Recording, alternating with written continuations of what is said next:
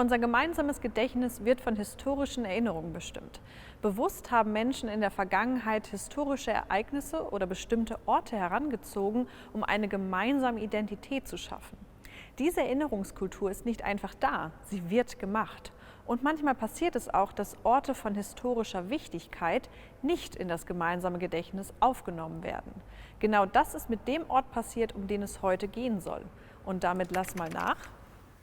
Am 16. Mai 2019 entschied das Deutsche Historische Museum, die Wappensäule von Cape Cross aus der aktuellen Dauerausstellung zu entfernen und sie an den namibischen Staat zurückzugeben.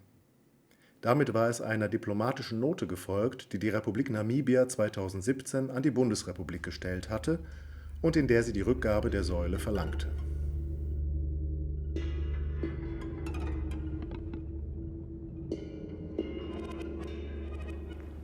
Mit der Rückgabe der Säule an Namibia wollte Kulturstaatsministerin Monika Grütters ein deutliches Signal dafür senden, dass Deutschland bereit ist, seine koloniale Vergangenheit zu akzeptieren und aufzuarbeiten.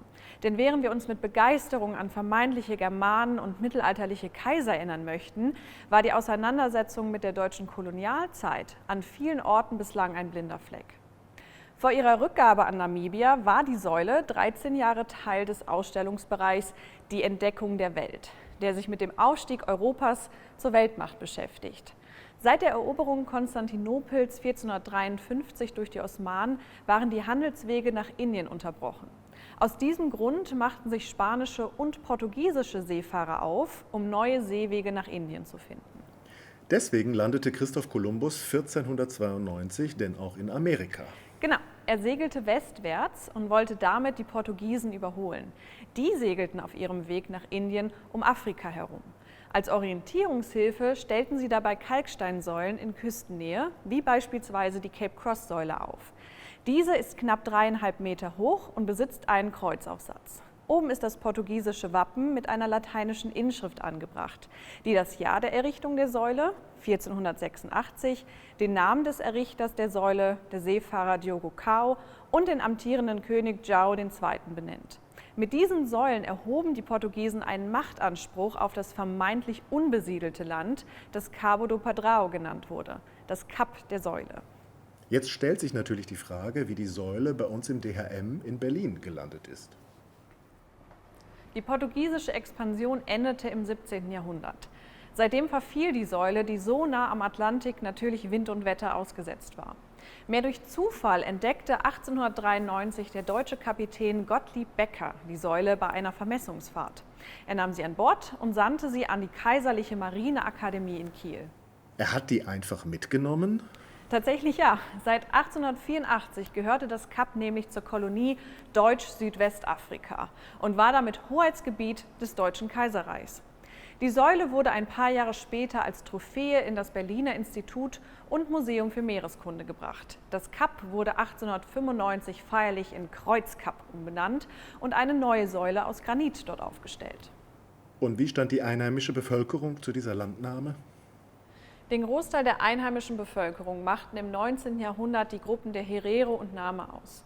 Bis 1894 hatten die Nama unter der Führung Henrik Witbois militärisch Widerstand gegen die Deutschen geleistet, waren aber durch die Schutztruppen, wie die deutschen Kolonialtruppen sich selbst zynisch nannten, schließlich niedergeschlagen worden. Die deutsche Kolonialherrschaft bedeutete einen tiefen Einschnitt in die lokalen Lebensverhältnisse.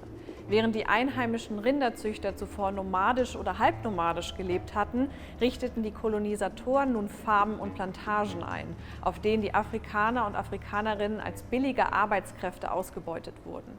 Dabei griff nicht nur der Anbau neuer Rohstoffe wie etwa der Baumwolle oder des Sisals in die lokale Flora ein. Auch wurden so regionale Kultur- und Traditionsformen zerstört. Gleichzeitig sollte der Einsatz von brutaler Gewalt den europäischen Herrschaftsanspruch vor Ort gegenüber der lokalen Bevölkerung durchsetzen. Durch dieses Vorgehen wurden die Herero und Nama immer weiter zurückgedrängt. 1896/97 grassierte eine verheerende Rinderpest, der ein Großteil der Tiere der Hereros zum Opfer fiel. Daraufhin mussten viele Hereros bei den Deutschen Kredite aufnehmen oder ihr Land ganz verkaufen. 1904 eskalierte die angespannte Situation schließlich. Angesichts ihrer Notlage entschieden die Herero, sich mit den Nama zu verbünden, deren Kontrahenten sie zuvor gewesen waren, und zusammen Widerstand gegen die Deutschen zu leisten. Ab dem 11. Januar 1904 griffen die Herero in bewaffneten Verbänden Infrastruktur, Farmen und Siedlungen an. Die dort lebenden Frauen und Kinder ließen sie gehen, während die deutschen Männer getötet wurden. Im August kam es zur entscheidenden Schlacht am Waterberg, in der die Herero unterlagen. Die Überlebenden flohen in die Omaheke-Wüste. Daraufhin gab der Oberbefehlshaber der deutschen Schutztruppe, Lothar von Trotha, seinen berüchtigten Vernichtungsbefehl. Innerhalb der deutschen Grenze wird jeder Herero erschossen. Davon waren auch Frauen und Kinder nicht ausgenommen. Von Trotha ließ zusätzlich die Wasserstellen in der Wüste abriegeln und kalkulierte bewusst, dass 80% der knapp 80.000 Herero in der Wüste verdursteten. Die 12.000 Überlebenden wurden in Konzentrationslager gesperrt. Anders als die verbündeten Herero suchten die Nama keine direkte militärische Auseinandersetzung mit den Deutschen. Sie setzten vielmehr auf Guerillakrieg.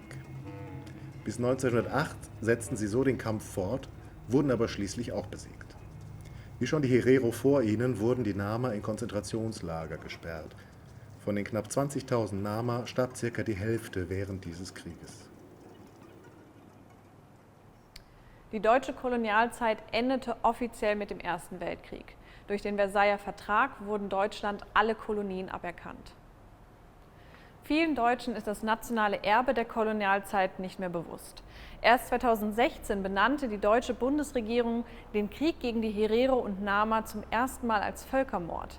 Und erst seit Juni 2020 widmet sich auch die Dauerausstellung des Deutschen Historischen Museums nach einer umfangreichen Neugestaltung des Bereiches dem Thema in seiner Komplexität.